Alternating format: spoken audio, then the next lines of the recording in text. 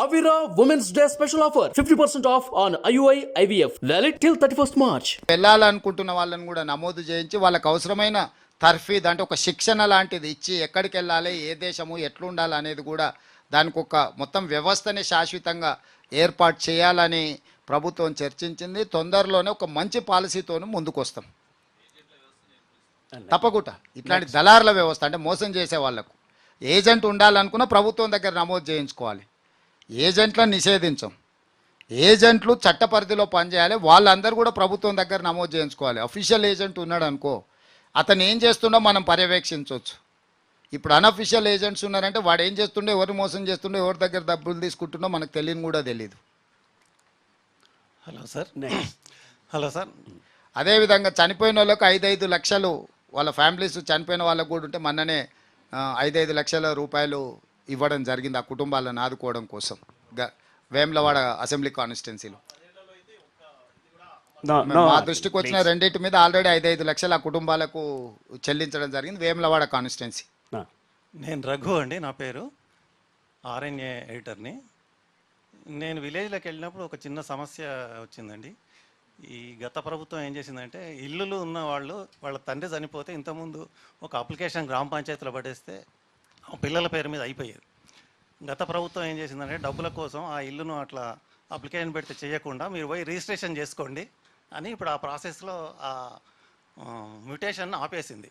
దాన్ని ఏమైనా పునరుద్ధరిస్తారు అంటే దాన్ని పునరుద్ధరించడం అని కాదు, కానీ ధరణి కమిటీ చేసిన ఈ సమస్యలన్నిటిని కూడా తీసుకొని వాళ్ళు ఇచ్చే సూచనతోని ఎలాంటి ఇబ్బంది లేకుండా, బాధితులకు నష్టం జరగకుండా, ఇబ్బంది కలగకుండా మా ప్రభుత్వం నిర్ణయం తీసుకుంటుంది. సార్, నేను వంశీ, డెక్కన్ క్రానికల్. సార్, ఈ కాళేశ్వరం ఇరిగేషన్ ప్రాజెక్టుకి సంబంధించి కాంట్రాక్ట్ కంపెనీస్ మెగా కానీ, ఎల్ఎన్టీ కానీ, అఫ్గాన్ కానీ వాళ్ళు పొరపాటు వాళ్ళే కడతారని చెప్పి ఒక పక్క చెప్తూ, మళ్ళీ వాళ్ళ రిపేర్కి అయ్యి కాస్ట్ అంతటిని గవర్నమెంటే మళ్ళీ భరించేటట్టుగా కూడా ఫైల్ కదులుతుందని చెప్పి అదొక ఆరోపణ సార్. రెండోది, రెస్టోరేషన్ ఆఫ్ ద ప్రాజెక్ట్స్కి సంబంధించి ఫార్మర్స్కి ఏమన్నా ఇష్యూరెన్స్?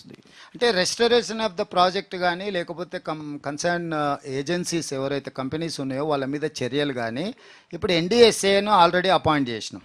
అంటే సాంకేతికపరమైన నివేదిక కోసం. ఇంకా other procedural lapses or other violations ఏమైనా ఉంటే జ్యుడిషియల్ ఎంక్వైరీకి ఆర్డర్ చేసినాం. ఏది కూడా సంబంధిత నిపుణులు ఇచ్చే నివేదికల మీద మా ప్రభుత్వం చర్యలు ఉంటాయి. మేమే అనుకొని మేమే 80,000 పుస్తకాలు చదివినాం, మాకు అన్నీ తెలుసని మాత్రం మా ప్రభుత్వం నిర్ణయాలు చెయ్యదు. ఒక్క పక్కనే జ్యుడిషియల్ ఎంక్వైరీకి ఆర్డర్ చేసినాం, జడ్జెస్ కూడా అపాయింట్ చేసినాం. ఇరిగేషన్ వైపు వచ్చేసి supreme court judge and Lokayukta first chairman Lokpal చేసిన అతన్ని అపాయింట్ చేసిన. అప్పుడు ఉమ్మడి ఆంధ్రప్రదేశ్ కూడా చీఫ్ జస్టిస్గా పనిచేసిపోయినారు. రెండోది ఎల్ నరసింహారెడ్డి గారిని విద్యుత్ మీద. ఎల్ నరసింహారెడ్డి గారు వారి నిబద్ధత కానీ, వారికి తెలంగాణ పట్ల ఉన్న కమిట్మెంట్ నేను చెప్పాల్సిన పని లేదు, మీకు అందరికీ తెలుసు.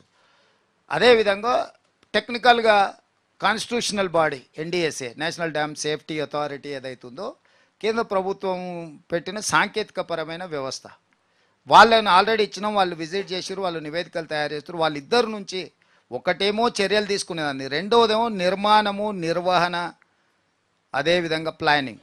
వీటి మీద ఎన్డీఎస్ఏ ఇచ్చే సజెషన్స్ మీద మా యాక్షన్ ప్లాన్ ఉంటుంది. సార్, నేను విజయ్, V6 న్యూస్ రిపోర్టర్ని సార్. 100 రోజుల్లో 6 గ్యారంటీలు అమలు చేసిన మీరు పదే తెలంగాణ విధ్వంసం చేసిన వాళ్ళపైన శిక్ష పడేందుకు ఎన్ని రోజుల టైం పడుతుంది? ఇప్పుడు శిక్ష, అధికారం కోల్పోవడమే శిక్ష. ఆ దెబ్బకు కింద పడి ఇరగడాలు కూడా మీరు చూసిరు కదా. ఇంకా అంతకంటే ఏం శిక్ష చేస్తారు? ఇంకా ఏమన్నా మీ కోరిక ఇంకేమన్నా బలంగా వేయాలంటే ఏమన్నా ఉంటే సూచన, అంటే అమరవీరుల స్తూపం దగ్గర రాళ్లతో కొట్టి ఇచ్చేది అట్లా ఏమన్నా స్కీమ్ మీ దగ్గర ఏమైనా ఉంటే చెప్తే వాటిని కూడా ప్రభుత్వం పరిగణలోకి తీసుకుంటుంది, పరిశీలిస్తుంది. నెక్స్ట్ సార్, నరసింహారావు, ఈనాడు రిపోర్టర్ అండి. ఇప్పుడు హైదరాబాద్ సిటీకి సంబంధించి గ్రేటర్లో 29 నియోజకవర్గాలు ఉన్నాయి. లాస్ట్ మినిట్స్ ఎన్నికల్లో మీరు 3 నియోజకవర్గాలు మాత్రమే విజయం సాధించారు. రాష్ట్రం అంతా మొత్తం విజయం సాధించిన. ఇప్పుడు 4 పార్లమెంట్ ఉన్నాయి. ఇక్కడ ఏ విధమైన విజయం కోసం ఏ విధంగా ప్రయత్నం చేయబోతున్నారు? ఒక్క నిమిషం రండి సార్. ఆంధ్రప్రదేశ్లో మీరు నిన్న చేసిన బహిరంగ సభ మంచి రెస్పాన్స్ వచ్చింది. ఇదే కంటిన్యూ చేస్తారు అక్కడ ఎన్నికల ప్రచారం? మొదటిది, ఎన్నికల వ్యూహం ఉంటుంది, ఎత్తుగాడు ఉంటుంది. అవన్నీ బహిరంగంగా చెప్తే అది వ్యూహం కాదు, ఎత్తుగడ కాదు.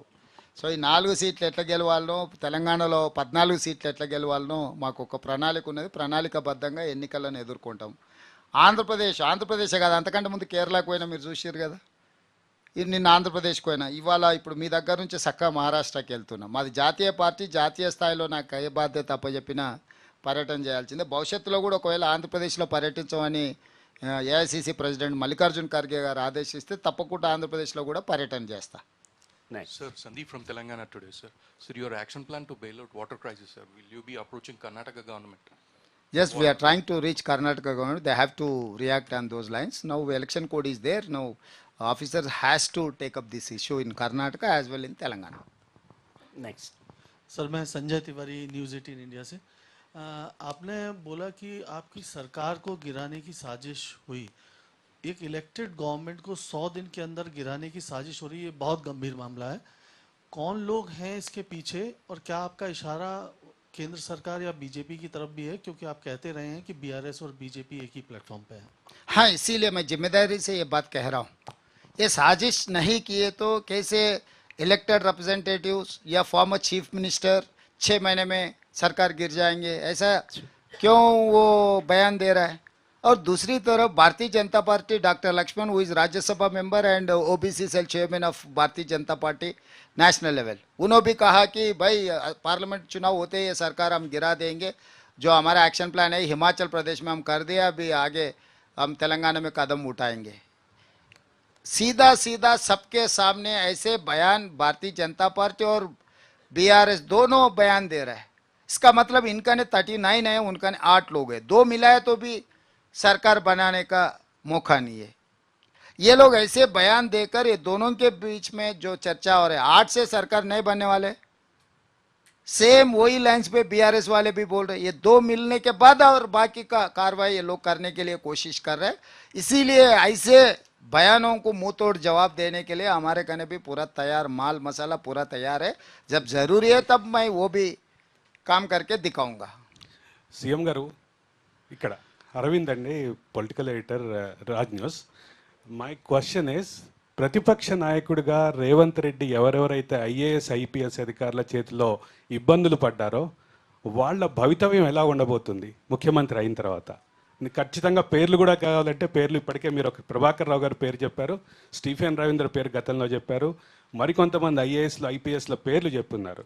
వీళ్ళ నాయకుల నుంచి అధికారుల వరకు వ్యక్తిగత కక్షా సాధింపు చర్యలు ఉండవు. వాళ్ళు బాధ్యత నిర్వహించేటప్పుడు అధికారిక ఉల్లంఘన పాల్పడిన, తప్పిదాలకు వాళ్ళు సహకరించిన చట్ట పరిధిలో విచారణ జరుగుతుంది. సమయం సందర్భం వచ్చినప్పుడు విచారణ జరుగుతుంది. అందరు అధికారుల మీద ఒకేసారి విచారణకు ఆదేశించడము, అందరు ప్రజాప్రతినిధులను ఒకేసారి తీసుకెళ్ళి జైల్లో పెట్టడము, ఇట్లాంటి కక్షా సాధింపు చర్యలకు మేము పాల్పడము. ఎన్నికల ముందు అవసరాలకు అరెస్టులు చేయడము ఇట్లాంటివి ఉండవు.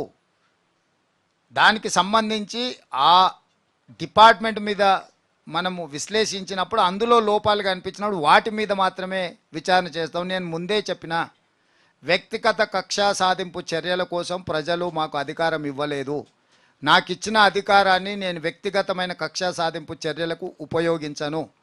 ప్రజలు తెలంగాణ విస్తృత ప్రయోజనాల కోసం మాకు అధికారాన్ని ఇచ్చిండ్రు కాబట్టి ప్రజల యొక్క విస్తృత ప్రయోజనాల కోసమే పనిచేస్తాను తప్ప వ్యక్తిగతమైన ఇష్టాయిష్టాలతో పని చెయ్యను. నేను మొదటిసారి చెప్పిన, బాధ్యత చేపట్టినప్పుడు చెప్తున్నా, 100వ రోజు కూడా నేను చెప్పదలుచుకున్నాను. అట్లాంటి విధానాలు నాకు వ్యక్తిగతంగా నష్టం జరిగినా, నాకు ఎవరి మీద కోపం ఉన్నా అది నా వ్యక్తిగతానికి సంబంధించింది, ప్రజలకు దీంతో సంబంధం లేదు. ప్రజల యొక్క ప్రయోజనాలకు సంబంధించి మాత్రమే చర్యలు ఉంటాయి. వ్యక్తిగతంగా కోపం తాపం నేను ప్రదర్శించను. నేను న్యూట్రల్కి వచ్చి పరిపాలన చేయాలనుకుని 100 రోజుల్లో నా విధానాలు మీరు చూసి ఉంటారు.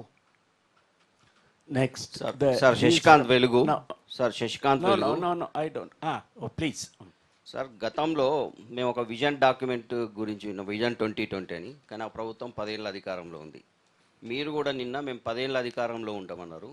కానీ మీరు వైబ్రెంట్ తెలంగాణ పేరుతో 2050 దాకా డాక్యుమెంటరీ ఒకటి రూపొందిస్తామన్నారు. ఏంది మీ ఆలోచన? అంటే 10 ఏళ్ళ గురించి చెప్పాలంటే 94 నుంచి 2004 వరకు తెలుగుదేశం పార్టీ 10 ఏళ్ళ అధికారంలో ఉంది. 2004 నుంచి 2014 వరకు కాంగ్రెస్ పార్టీ 10 ఏళ్ళ అధికారంలో ఉంది. 2014 నుంచి దాదాపుగా 2023 డిసెంబర్ వరకు బీఆర్ఎస్ అధికారంలో ఉంది.